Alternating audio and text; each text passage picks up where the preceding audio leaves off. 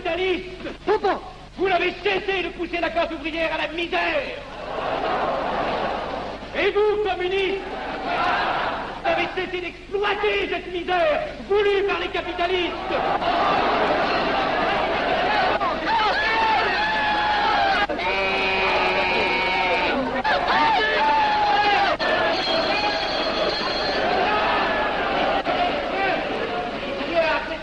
Et vous tous, parlementaires, désuets et périmés, n'insultez pas le parlementarisme.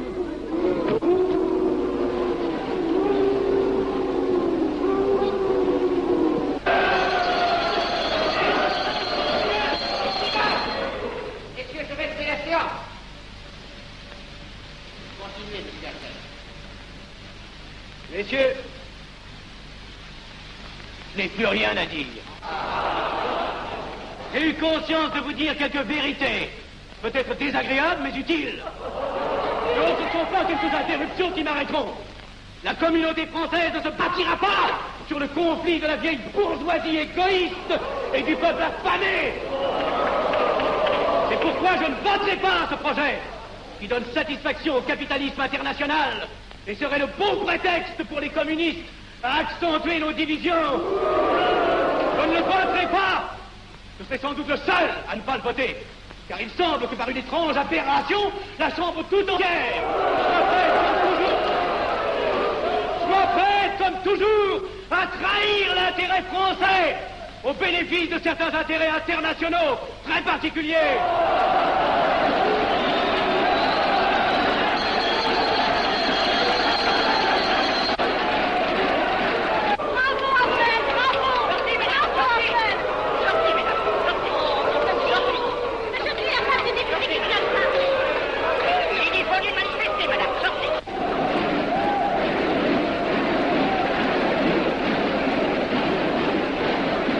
Il a du courage, ce petit Abnel. Ces petits nationaux trop puritains nous font perdre notre temps. Il faudrait l'éduquer un peu. De quelle loge est-il? Il n'est pas de chez nous, mon frère Dubois. Tout s'explique. Voilà un garçon intelligent qui a besoin d'une méthode et de conseils. Présentez-le donc. Il est sensible, il faudra procéder avec précaution. Envoyez-lui la rivière, il saura le persuader. J'y vais.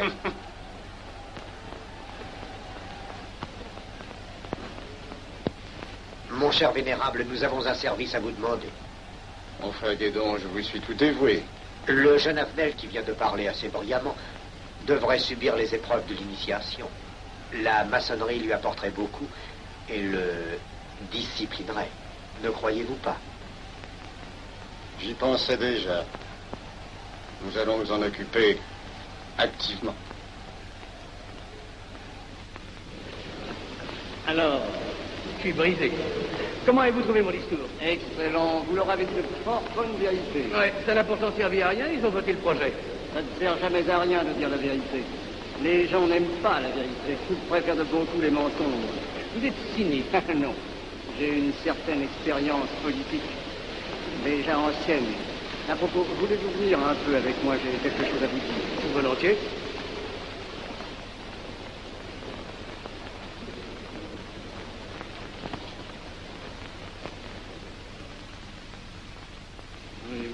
Je voulais vous dire, si nous reprenions notre conversation sur la franc-maçonnerie, vous m'avez dit l'autre jour que vous étiez curieux de connaître cette association. Ah oui, on en dit tantôt du bien, tantôt du mal. Je vous avoue que je n'aime pas beaucoup les sociétés secrètes. Ah, enfin. La franc-maçonnerie n'est pas une société secrète. C'est une société discrète. Pourquoi éprouves-tu tant de répugnance à me voir entrer dans la franc-maçonnerie? Cette association me semble suspecte. Il ne doit y avoir que des arrivistes là-dedans. Non, voyons, sont peut-être aussi des braves gens animés d'un idéal sincère. Le texte qu'ils m'ont donné est rempli de bonnes idées. Tu me diras que ce n'est qu'un programme affiché à l'entrée. Mais il me paraît loyal. Tu es un honnête homme, mon chéri. Mais tu as un grand défaut. Ah, et lequel? Tu ne vois jamais le mal. Tu imagines que les autres sont bons comme toi-même. C'est pourquoi tu as toujours des déceptions. N'importe, je suis décidé à tenter cette expérience. Alors fais-la. Je souhaite me tromper.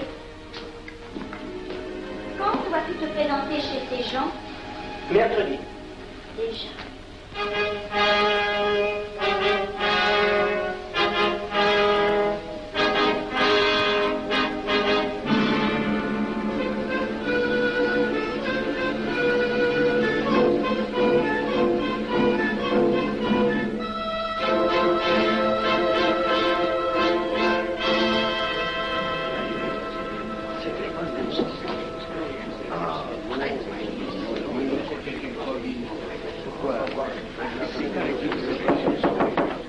Mes frères, les travaux reprennent force et vigueur.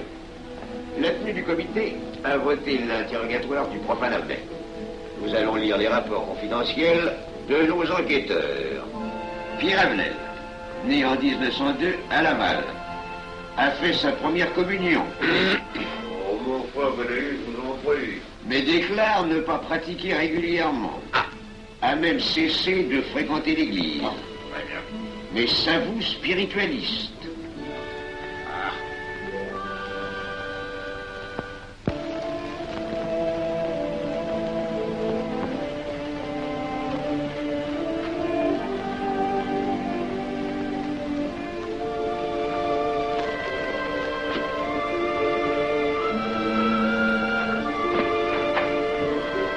Monsieur, voulez-vous me citer?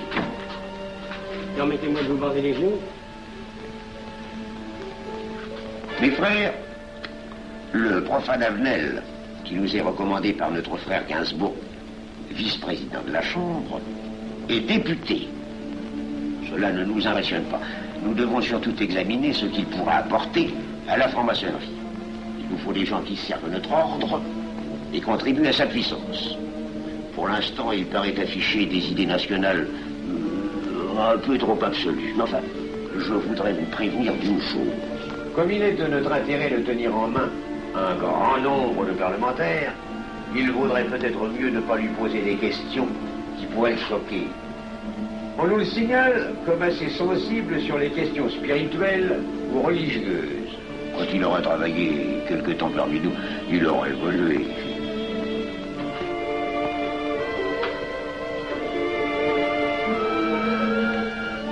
Voilà, le silence le plus absolu, mes frères.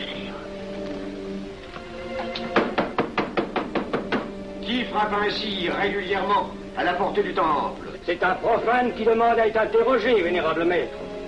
Faites entrer le profane.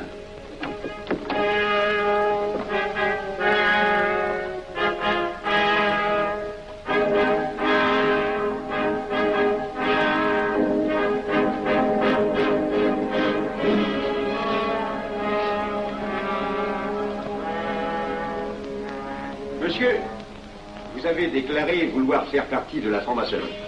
Mais nous désirons savoir qui vous êtes. Nous allons donc vous interroger sur vos sentiments, vos croyances, vos idées politiques. Répondez-nous sans vous troubler, mais en nous disant la plus stricte vérité. Consentez-vous à cet interrogatoire? J'y consens.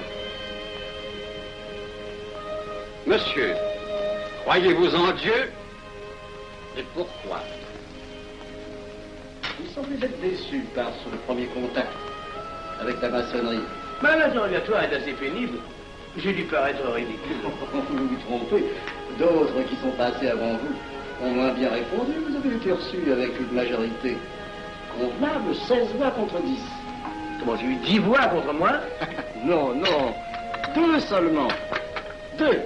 Mais les voix d'opposition comptent pour 5. Un opposant de plus, et vous étiez blackboulé. La maçonnerie est difficile sur le choix de ses candidats. Pas assez, mon cher, pas assez. Je dois même vous avertir que lorsque vous serez en loge, vous serez déçu. Le milieu maçonnique est épouvantablement médiocre. Vous verrez que vous les apporterez plus que vous ne recevrez. Mais ces rites dont vous m'avez parlé, ces initiations mystérieuses... De bêtises. Il y en a qui y attachent un certain sens symbolique. La plupart des maçons ritent eux-mêmes de ces vieilles pratiques désuètes. Seulement le jour de votre initiation, tenez-vous bien, les épreuves de la cérémonie ne sont pas commodes.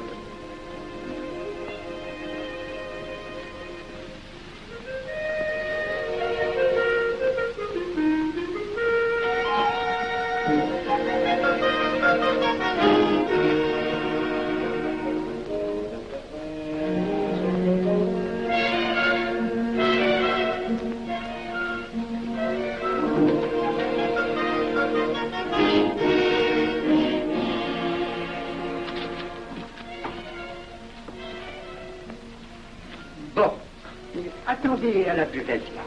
On viendra vous chercher. Alors, Mais c'est entendu, mon cher, je m'occupe de ton affaire.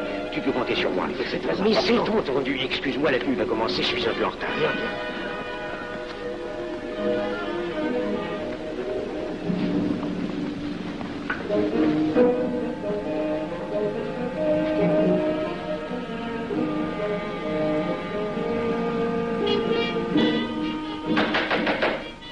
Prenez place, mes frères, nous allons ouvrir les travaux. Mon frère Durand, veuillez prendre place à l'ordre.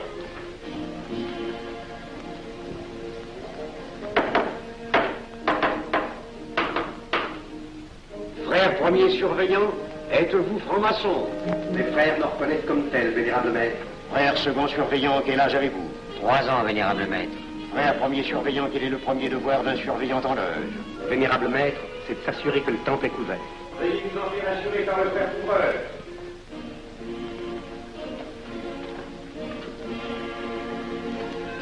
Le temple est couvert, vénérable maître. Frère second surveillant, quel est le second devoir des surveillants en loge? Vénérable maître, c'est de s'assurer que tous les frères présents sont membres réguliers de la loge ou visiteurs connus. Debout, et alors, mes frères. Frère premier et second surveillant, assurez-vous que tous les frères rangés devant vos colonnes sont membres réguliers de la loge ou visiteurs connus.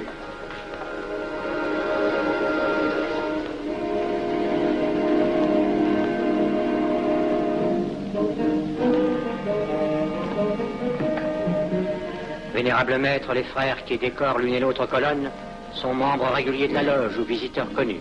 Il en est de même à l'Orient. Frère premier surveillant, à quelle heure les francs-maçons opèrent-ils leurs travaux? À midi, vénérable maître. Quelle heure est-il, frère second surveillant? Il est midi, vénérable maître. Puisqu'il est l'heure du travail, frère premier et second surveillant, invitez les frères de vos colonnes à se joindre à vous et à moi pour ouvrir les travaux de la respectable loge des enfants de l'univers Orient de Paris au grade d'apprenti, en la forme accoutumée. À moi, mes frères, par le signe, la triple batterie et l'acclamation.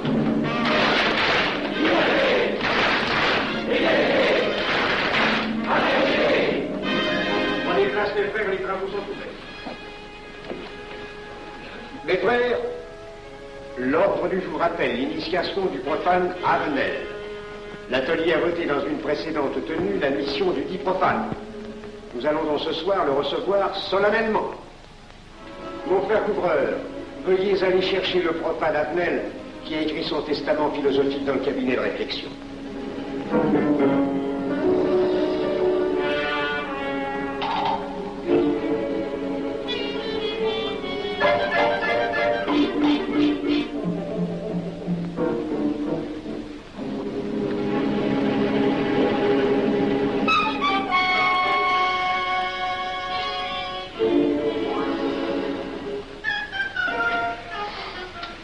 Rigolo leur truc. Monsieur, veuillez me suivre.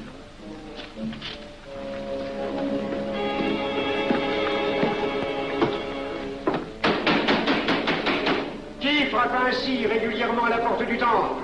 Vénérable maître, c'est un profane qui demande à être reçu maçon s'il en est jugé digne. Frères, armez-vous de vos glaives. Faites entrer le profane.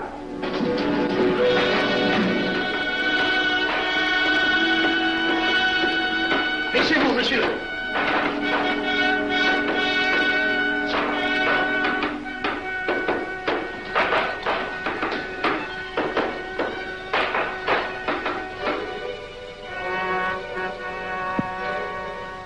Monsieur, cette épée que vous sentez sur votre poitrine est toujours levée pour punir le parjure. Elle est le symbole du remords qui déchirerait votre cœur si vous deveniez traître à la société dans laquelle vous voulez entrer. Est-ce de votre propre volonté, en pleine liberté, que vous vous présentez parmi nous? Oui. C'est une institution qui ne procède que d'elle-même. Elle prend sa force dans la raison. Persistez-vous toujours dans vos intentions? Êtes-vous bien déterminé à vous soumettre aux épreuves, quelles qu'elles puissent être? J'y consens. En ce cas, confiez-vous à la main qui va diriger vos pas. Mais, comme il serait imprudent de s'imposer des obligations dont on ne connaîtrait pas l'étendue, Il est de la sagesse de cette respectable assemblée de vous dire quels seront vos devoirs si elle vous admet dans son sein. Le premier est un devoir absolu de secret sur tout ce que vous pourrez entendre et découvrir parmi nous, ainsi que sur tout ce que vous verrez et saurez par la suite. Je dois exiger de vous un serment prêté sur la coupe des libations. Consentez-vous à le prêter? Oui. Frère expert, faites approcher le profane. Et vous, maître des cérémonies, apportez la coupe des serments. Présentez la coupe au profane.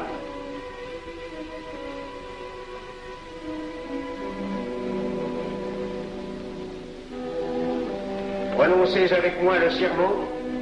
Je m'engage sur l'honneur, au silence le plus absolu, sur tous les genres d'épreuves qu'on pourra me faire subir. Je m'y engage. Vous devez connaître toute l'importance d'un serment. Si jamais vous manquiez à une parole aussi solennellement donnée, buvez. Buvez! Buvez! Que ce breuvage amer soit pour vous le symbole de l'amertume et du remords que laisserait dans votre cœur le parjure qui aurait souillé vos lèvres. Frère expert, emparez-vous du profane et faites-lui faire son premier voyage.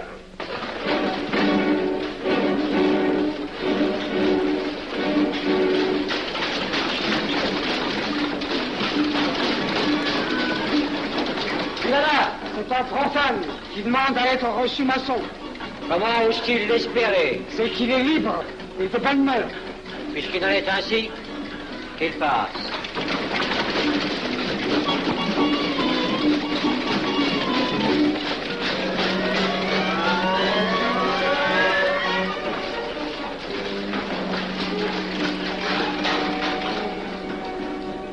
Monsieur, le voyage symbolique que vous venez de faire est l'emblème de la vie humaine. Le bruit que vous avez entendu figure les passions qui l'agitent. Les obstacles que vous avez rencontrés peignent les difficultés que l'homme éprouve et qu'il ne peut vaincre ou surmonter que grâce à l'aide qu'il trouve dans ses semblables. Frère expert, faites faire le deuxième voyage.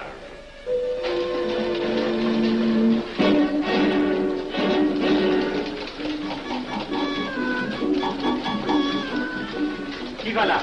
C'est un profane qui demande à être reçu maçon. Comment ose-t-il l'espérer? C'est qu'il est libre et de bonne mœurs. Puisqu'il en est ainsi qu'il passe, et qu'il soit purifié par l'eau.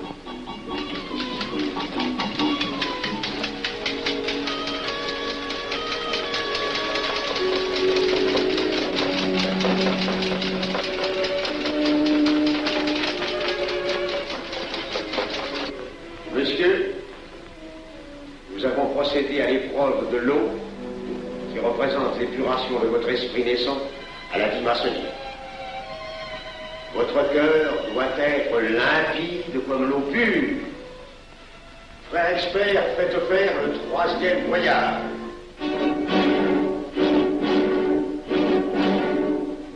Qui va là? C'est un profane qui demande à être reçu maçon. Comment ose-t-il l'espérer? C'est qu'il est libre et de bonne mœurs. Puisqu'il en est ainsi qu'il passe par les flammes.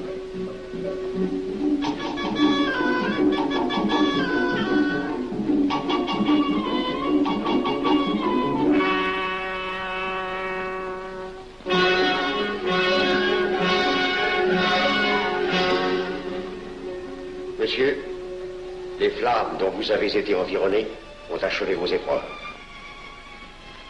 L'ordre maçonnique dans lequel vous demandez à être admis pourra peut-être un jour exiger que vous versiez jusqu'à la dernière goutte de votre sang pour sa défense et celle de vos frères. Je vais maintenant vous faire prêter serment à la franc-maçonnerie.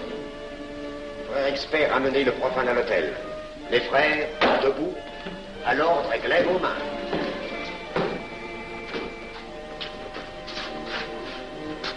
Moi, Pierre Avenel.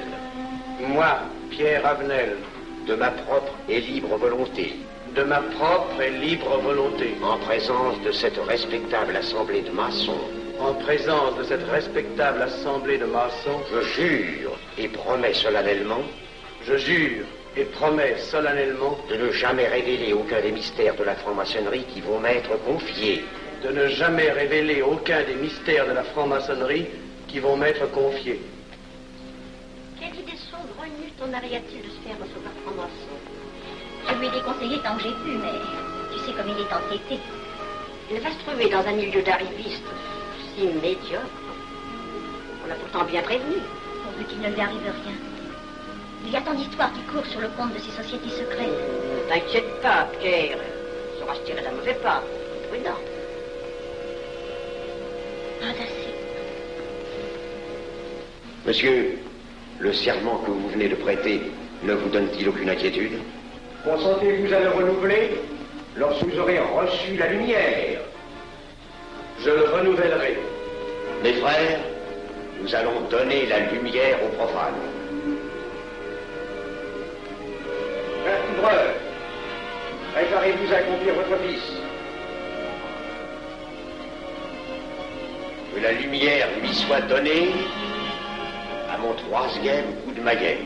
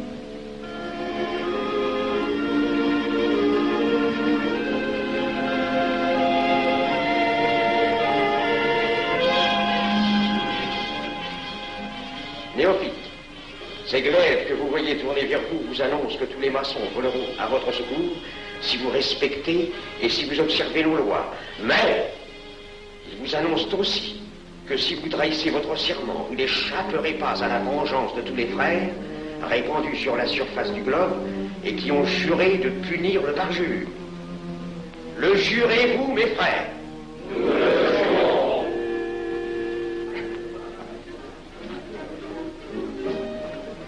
Mes frères, à la santé de notre nouveau frère. À votre santé.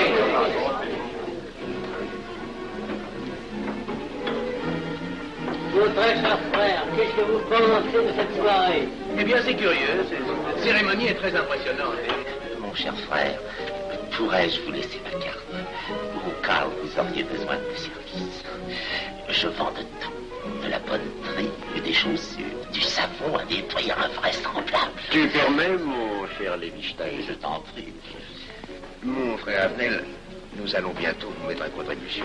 Oui, un de nos amis de notre loge voudrait un bureau de tabac. Le Grand Orient est submergé de demandes en ce moment. Avec vous, ça ira peut-être un peu plus vite. Volontiers. Je vous remercie. Ah, dans quelque temps, je vous parlerai aussi d'une autre affaire. Depuis plusieurs années, j'ai droit à la Légion d'honneur. Je ne m'en suis jamais occupé, je n'ai pas dérangé nos amis pour ça, on leur demande déjà tellement de choses, n'est-ce pas? Vous m'aiderez? À votre service. Merci beaucoup. Alors, on nous voit. Ah non, pas comme ça. Voyez-vous, des petits coups secs avec le pouce, là, comme ça. Pam, pam, pam. Essayez. Pam, pam, pam. Et ben voilà. Avec ce signal-là, on ouvre toutes les portes.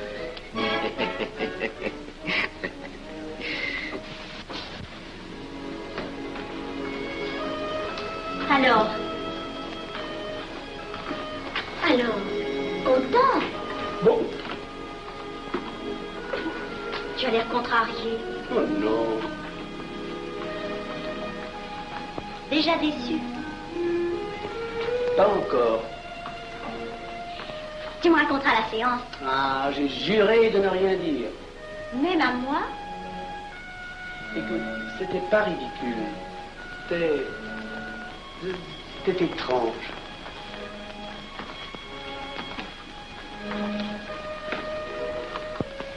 Mon chéri. Oh, mon chéri, c'est idiot, mais j'ai peur pour toi.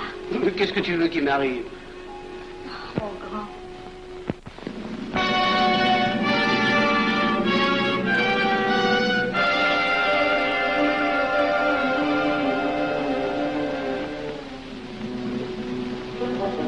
Mon très cher frère Abnel, vous êtes député. J'ai un service à vous demander. Tous les détails sur la plomberie. Mon très cher frère, si vous pouviez m'obtenir cette place, vous me feriez plaisir. Mon cher, donnez donc un coup de téléphone au préfet, qu'il m'ôte cette contravention. Demandez la liberté, le scandale fascinateur. Mon très cher frère Abnel, j'ai besoin d'un bon témoin de moralité dans un procès. C'est un de nos frères qui passe en correctionnel.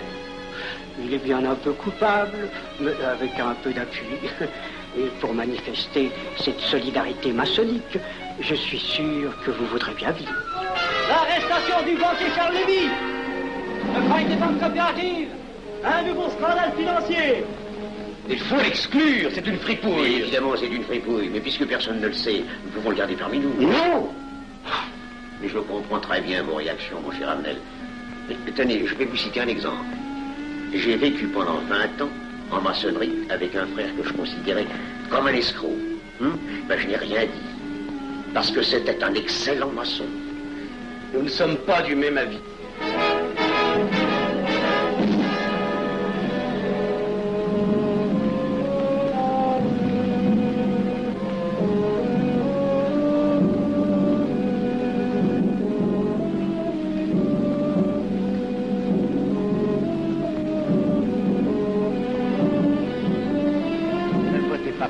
Pourquoi? C'est un adversaire de la maçonnerie. Mais son projet est excellent. Qu'importe, il nous dessert. Vous n'avez pas l'air de mon avis. Non. Non, je ne ferai pas ce que vous voulez. Un vous demande de vous conformer à la discipline républicaine. La discipline républicaine et maçonnique. Je sais ce que c'est, allez, c'est une canaillerie. Mon frère, ne laissez pas vos paroles dépasser votre pensée. Oh, ne croyez pas que je suis en colère, non, j'ai tout mon sang-froid, au contraire. Et c'est pour ça que je ne voterai pas cette loi unique. Vous détruisez ce pays en l'empoisonnant doucement. Mais vous ne parlez pas sérieusement. Mais vous ne comprenez donc rien.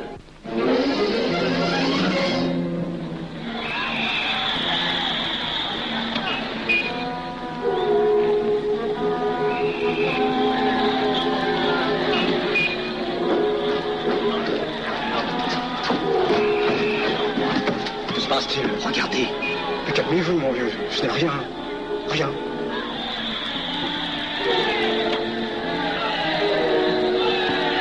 Que croyez-vous qu'on doit faire? Rien. Surtout rien. Pas de pareil cas que t'attends. Et croyez-moi, il n'y aura pas d'incident. Tous ces gens vont rentrer se coucher. Ils sont fatigués, le barculier.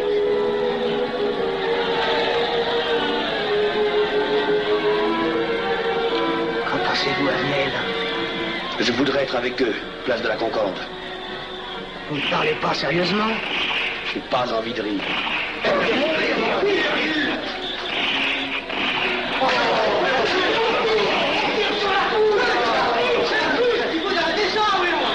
Il faut arrêter ça.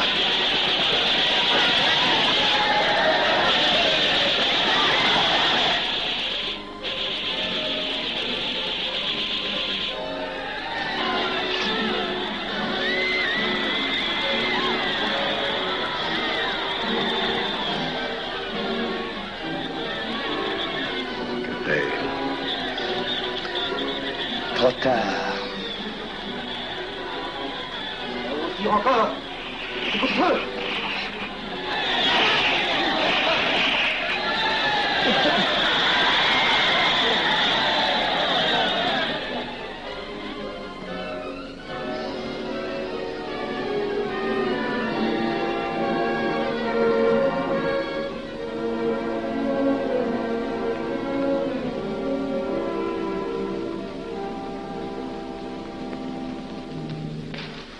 Messieurs, nous avons établi définitivement la liste des membres de la commission d'enquête.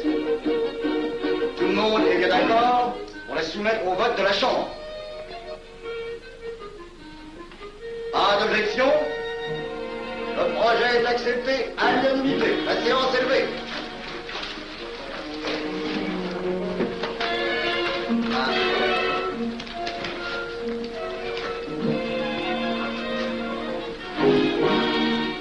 Vous pensez que ça va marcher? Je ne prévois pas d'opposition. Si cela est ainsi, nous risquons de nous en tirer. Je te le crois sincèrement. Nos frères députés nous attendent dans un salon voisin. Ils sont impatients de vous entendre. Bah, allons-y. Arnel. À propos, cher ami, je vous ai mis d'office dans la commission d'enquête. Moi, pourquoi? C'est indispensable. J'ai besoin de vous. Venez avec nous. Vos amis nous attendent.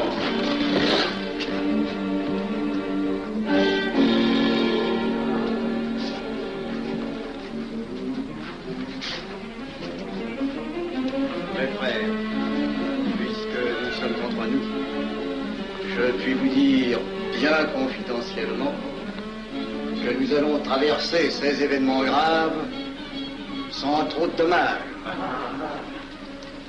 La commission vient d'accepter tout à l'heure les listes que nous avons proposées pour la commission d'enquête.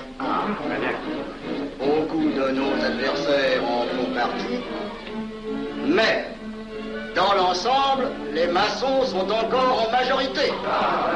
Rassurez-vous donc, ni la République ni la maçonnerie ne sont perdues. Elles ont traversé une crise grave. Elles sortiront renforcées de cette épreuve. Merci.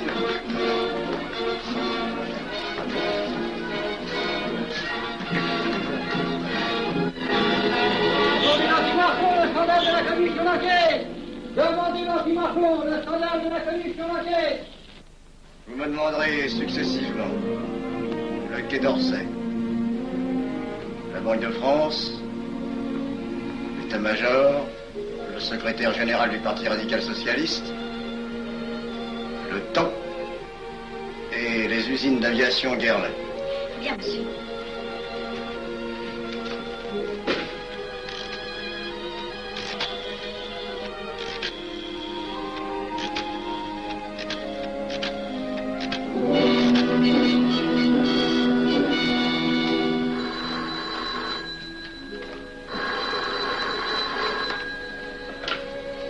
Allô, le chef de cabinet du ministre. Allô? Mais oui, passez-le moi. Lui-même, à vos ordres, mon très cher ami. Je ne peux rien vous dire par téléphone. Il pleut. Vous me comprenez? À merveille. Alertez tous nos amis à l'étranger. Qu'en aucun cas, on ne parle de nous. Silence. Compris. Allô, ici Général Maisonnat. À vos ordres, mon cher Larivière. Je compte sur vous, mon cher général, pour que l'armée ne varie pas politiquement. Elle doit rester divisée, avant tout. Ne craignez rien, j'ai déjà procédé à des changements importants. Tous les officiers suspects d'être contre nous ont été éloignés de Paris et séparés les uns des autres. Mes frères, il est indispensable de franchir cette mauvaise passe. Il ne faut pas trop de mouvement de bourse. N'est-ce pas, mon frère sous-gouverneur? Nous maintiendrons la monnaie. La presse de droite doit essayer d'attaquer la presse de gauche. Pendant quelque temps. Pour donner le change. C'est entendu.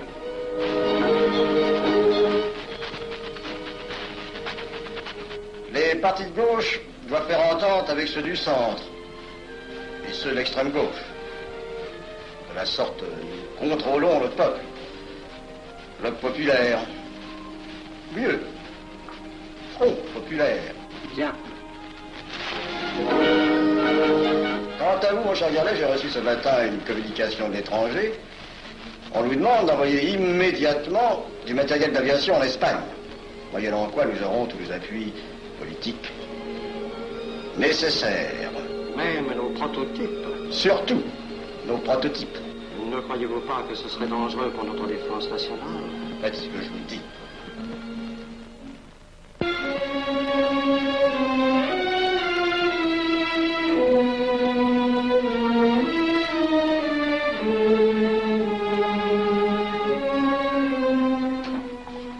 Monsieur Avenel, faites entrer.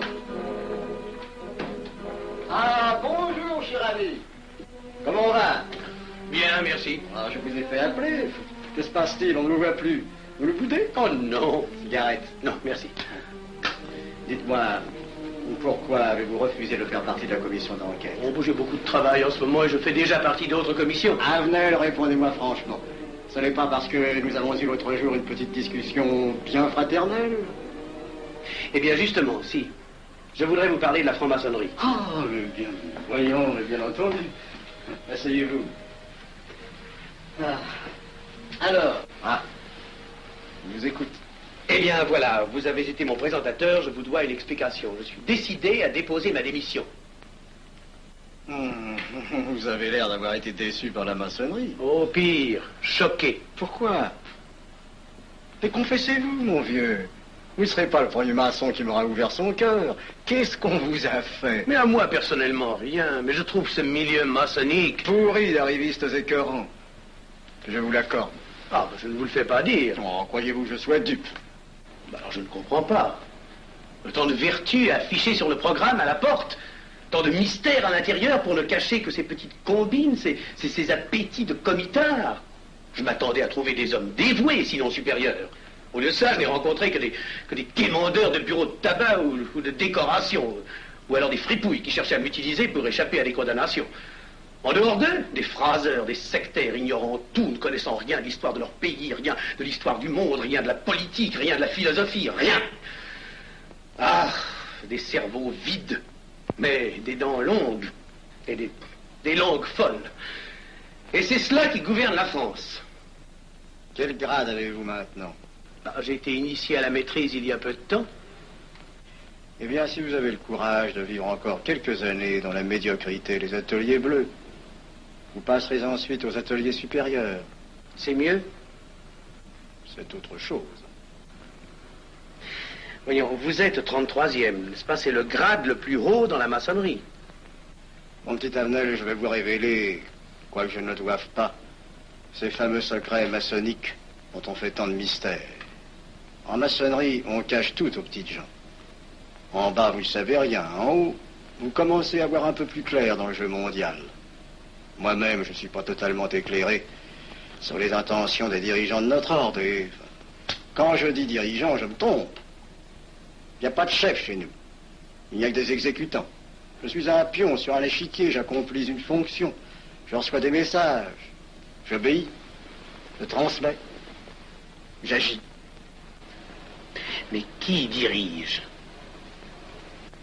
Personne. C'est beaucoup plus compliqué et simple en même temps qu'on ne pense. Qu'est-ce que la maçonnerie? Des groupes d'hommes qui se sont réunis aux quatre coins de l'univers pour enserrer le monde dans un réseau aux mailles infranchissables. Nous sommes 50 000 en France, 500 000 en Angleterre, 3 millions en Amérique, c'est peu. Mais c'est énorme, parce que nous formons un bloc uni d'une seule volonté. Nous rayonnons partout, nous commandons partout. Ici, 300 parlementaires sont francs-maçons. En Angleterre, le roi fait partie de notre ordre. Aux États-Unis, le président est 32e. Il n'y a pas un pays où nous n'ayons nos appuis secrets, nos hommes, nos banques, nos groupes dévoués. Et ceci n'est rien. Je ne vous montre là de la maçonnerie que la puissance physique. Il y a peut-être autre chose. Mais quoi? Une doctrine supérieure. Une antique expérience des forces du monde qui nous permet de pousser les peuples tantôt vers la vie, tantôt vers la mort, quand il le faut. La mort? Je croyais la maçonnerie attachée à la paix. À une certaine paix. Notre paix. Sinon,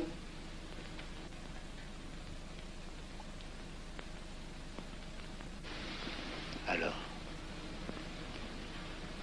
cette démission, je vais réfléchir.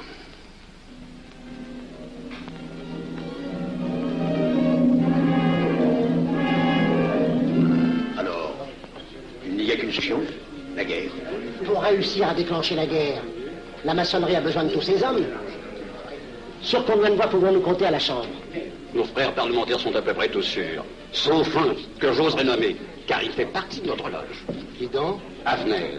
Il tient des propos contre le Grand Orient qui l'accuse de vouloir déclarer la guerre à l'Europe. Je n'ai jamais eu confiance en ce type-là. C'est une faute de l'avoir laissé entrer ici. Nous pouvons encore leur amener de meilleurs sentiments. De que vous réussissiez. Qui sait? Nous avons peut-être les moyens pour ça.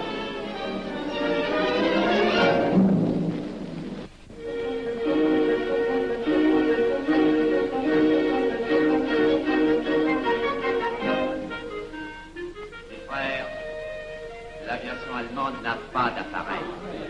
Plus de 2000 accidents d'avion l'année dernière en Allemagne. La ligne Siegfried est à peine construite. Les tanks allemands marchent difficilement. Un détail entre autres qui m'a été rapporté par un de nos frères. Quand leurs tanks sont entrés à Vienne, on s'est aperçu que certains d'entre eux étaient en carton et montés sur des hautes bicyclettes. Croyez-moi, mes frères, il nous serait facile d'abattre le national-socialisme dont les exigences sans cesse accrues deviennent intolérables. Et libérer ainsi nos frères réduisent à l'esclavage. Jamais nous n'avons été plus près. En 15 jours, nous réglerions le sort de l'Allemagne. Notre loi régirait l'Europe définitivement. Notre victoire est sûre. C'est faux. C'est faux. Silence. Ce que dit cet homme est faux. Mon frère, je vous rappelle alors, vous n'avez pas la parole. Je le sais. Je suis député et membre de la commission de la défense nationale. Je ne peux pas laisser se prolonger un discours aussi manifestement erroné. L'appréciation de monsieur, de notre frère, Liechtenstein. Oui, si vous voulez. Sur l'état de l'armée que possède l'Allemagne sont des mensonges. Et ajoutez-toi cela la stupidité. Et pourquoi vouloir une guerre entre l'Allemagne et la France? Mon frère, vous n'avez pas la parole. Peu m'importe. Mais je tiens à dire qu'aucun motif réel de conflit ne peut être invoqué. Vous le direz tout à l'heure, après l'exposé de notre frère. Non, je le dirai immédiatement, avant d'entendre des stupidités bellicistes. Oh. Mais vous tous, maçons, vous poussez à la guerre.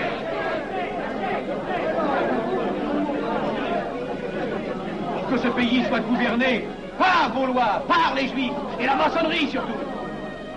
Le peuple français ne se battra pas pour défendre une idéologie fumeuse, un régime ignoble, une république pourrie. Mon frère Avner, je vous prie de couvrir le temple.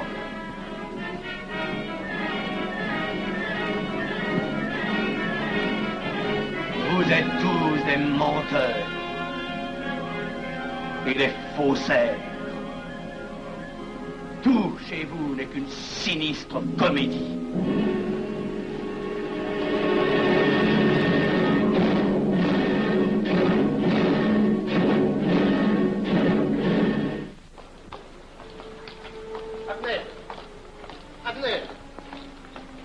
Avner, excusez-moi, comme vous, j'habite Neuilly, c'est pourquoi je me permets de vous rejoindre. Mais vous avez fort bien fait, monsieur. J'étais près de vous à l'Athénée. Je voulais vous féliciter. Oh, merci. Vous avez très bien fait de leur crier des vérités. Ce sont des fous. Malheureusement, il est impossible de leur faire entendre raison. Les événements sont pourtant indiscutables. Oui, oui. Dites-moi, j'ai des documents confidentiels sur l'action actuelle de la maçonnerie qui peut-être vous intéresseraient. Des documents? Oui, oui, des documents. Vous êtes député, il serait utile et urgent que je vous les communique. Mais je crois bien, où sont-ils? Chez moi, pas très loin d'ici. Si vous avez quelques minutes. Et volontiers, allons. Alors, qu'est-ce qu'on décide? Pétard ou couteau? Le couteau, ça fait moins de bruit. Attention, voilà.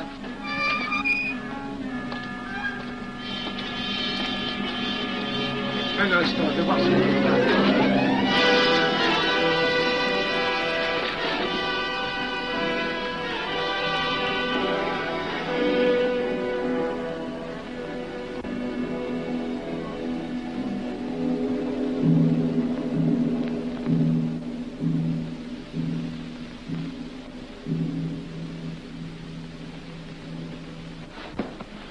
Ne t'inquiète pas, mon chéri.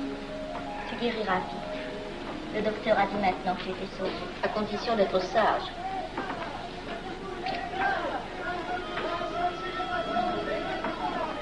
Qu'est-ce qu'on entend?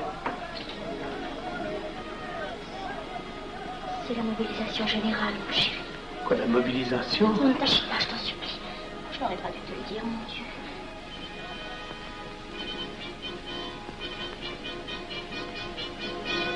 T'en fais pas, mon chéri. Tu reviendras vite.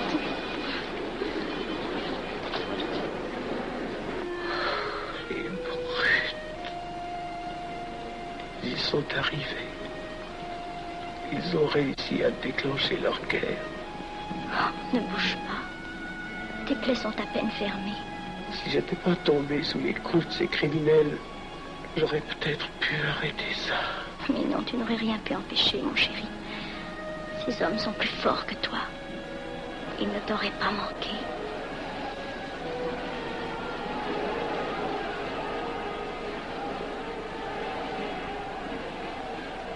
Qu'est-ce que c'est?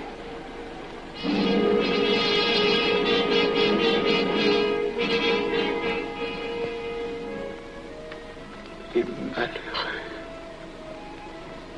S'ils savaient ce que je sais.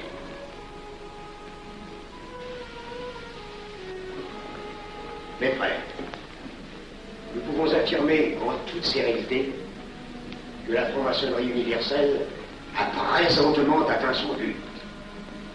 Cette guerre qui est la nôtre est déclarée. Elle doit aboutir au triomphe de notre ordre. Il importe que le monde soit définitivement gouverné selon nos méthodes et par nos idées. Debout et alors. Frère premier surveillant, à quelle heure ferme-t-on les travaux? À minuit, vénérable maître. Quelle heure est-il, frère second surveillant? Minuit, vénérable maître. Puisqu'il est minuit et que nous avons accompli notre œuvre, je déclare les travaux clos à mon coup de maillet.